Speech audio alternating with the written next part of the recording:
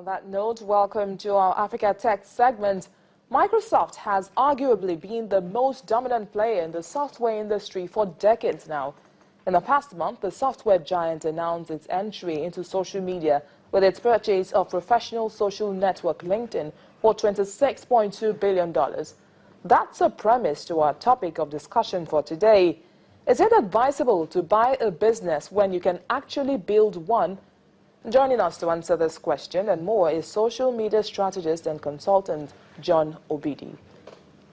Well, John Obidi, thank you so much for joining us on Network Africa. Thank you for having me. Well, is it advisable to buy a business or is it better to build one? Well, currently there's no one way to answer that, but we can look at it in the way that Microsoft has chosen to pursue this.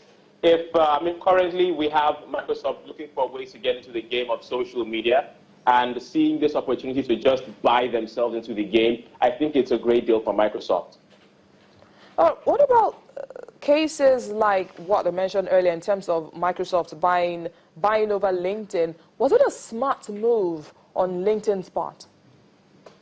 Yes, I believe it was a very smart move. There are a couple of things that will be presented in the course of this deal. The number one is the potential integration of LinkedIn with Microsoft's existing product Skype.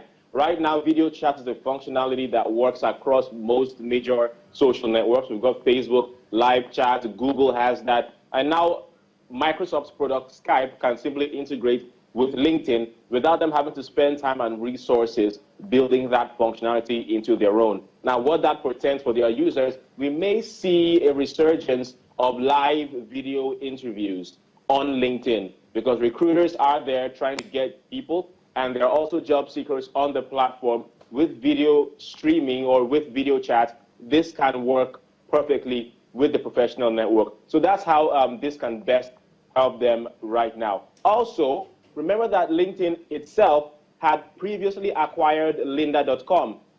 Now, lynda.com is one of the world's biggest e-learning websites where you can purchase courses on professional development. So right now, LinkedIn users, people who are seeking jobs or career enhancement, can simultaneously acquire their skills and showcase them on that same platform. So you want to be better at HR, you want to be better at internet marketing or whatever it is, you can purchase courses from lynda.com, also owned by LinkedIn, and then share your expertise on that same platform. So the whole thing integrates really nicely.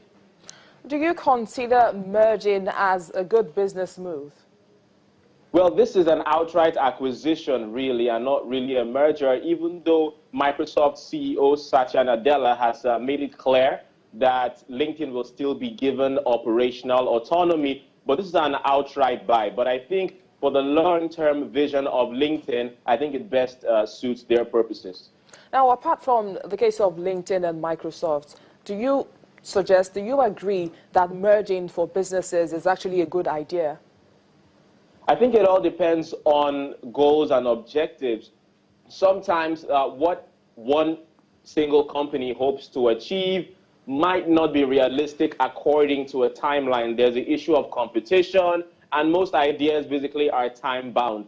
Some companies find themselves in a situation where they have to join forces in order to cut down the time it's going to take to achieve that. I'll give you an example. Now, right now, Microsoft is the owner of an emerging search engine called Bing, B-I-N-G, Bing, right? Microsoft owns Bing, and it's a fast-growing search engine that has struggled to compete with Google, right? And now Microsoft Bing has its own advertising program where people can advertise their goods and services, but still it's been struggling with Google. Why? Google has a lot of data. How best can Microsoft compete with Google? Microsoft has now agreed to acquire LinkedIn. LinkedIn, remember, has all the data of professionals, and that is the market that Microsoft is looking for. They have all the data of professionals, so buying this for $26 billion just bought them more favorable time, much more favorable competition, and now they can compete favorably as a search engine against the likes of Google. Now, in the event that I would like to sell my business, for instance, which has been doing well to an interested party or organization, What are the clauses I should look out for that could be a red flag, for instance?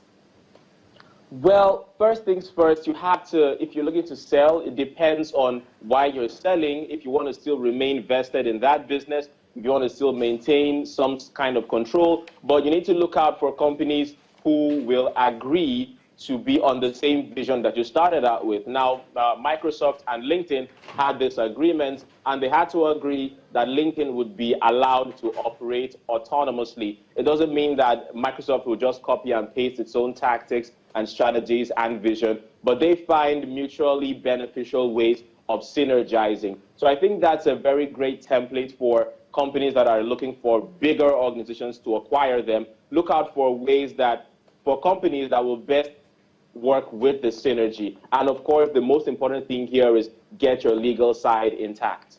Right. Thank you very much, John Obidi, for talking to us on Network Africa. Thank you for having me.